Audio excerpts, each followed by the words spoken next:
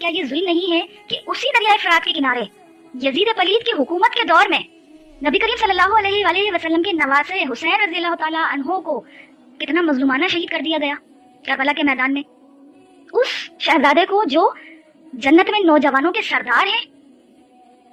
خیر، جب خلفائے راشدین کی بات ہوتی ہے تو کہیں نہ کہیں سے کربلا جو ہے وہ بیچ میں آ جاتی ہے۔ اس کی ریزن ہے کیونکہ یہ سنی شیعہ جو تفریق کھڑی ہوئی ہے، بنیاد اس کی رکھی گئی ہے، یہ دو ہی ہمارے جو پہلے خلیفہ اول امیر المومنین حضرت ابوبکر صدیق رضی اللہ تعالیٰ عنہ اور دوسرے نمبر پر امیر المومنین حضرت عمر فاروق رضی اللہ تعالیٰ عنہ کی خلافت کا انکار کرتے ہیں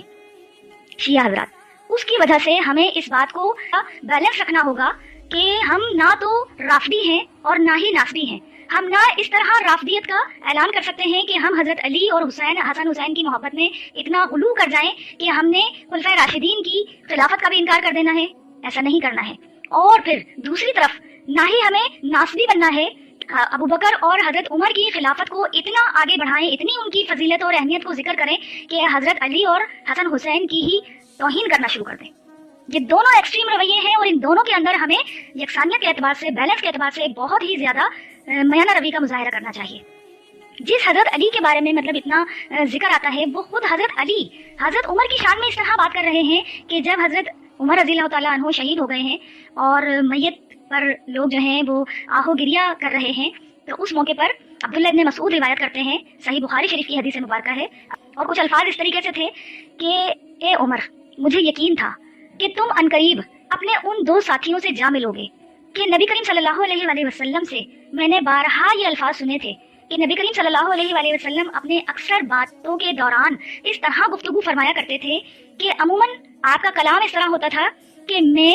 ابوبکر اور عمر فلاں جگہ گئے، میں ابوبکر اور عمر فلاں جگہ سے آئے، میں ابوبکر اور عمر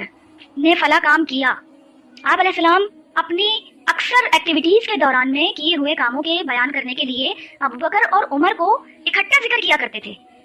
تو عبداللہ ابن مسعود نے کہا کہ میں اس تعریفی کلمات کو سن کر رہ نہیں سکا، اور میں نے مڑ کر جب دیکھا کہ یہ تعریفی کلمات حضرت عمر کی شان میں بولنے والا کون شخص ہے، مڑ کر دیکھا تو وہ حضرت علی رضی اللہ تعالیٰ عنہ ہیں۔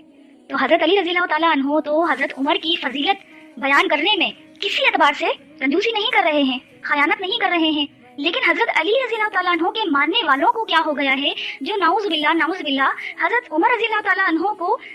گالم گلوچ کے ساتھ ان کا نام پکارتے ہیں۔ تو ہمیں اس چیز کے اندر بہت ہی زیادہ محتاط رہنے کی ضرورت ہے۔